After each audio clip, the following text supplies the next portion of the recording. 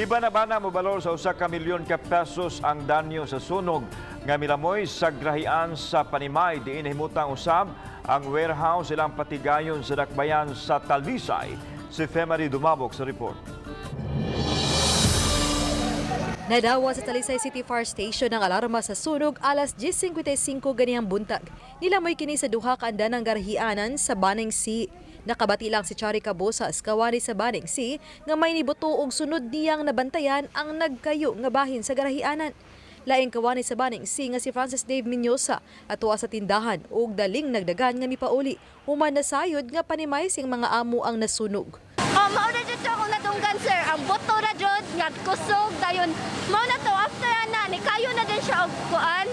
Dira sa babaw mga sako ra wala nagamit kanang mga ginamit ra ba ginamit man puro ra din nakahuwi na gamit kanang kuana da buildinga.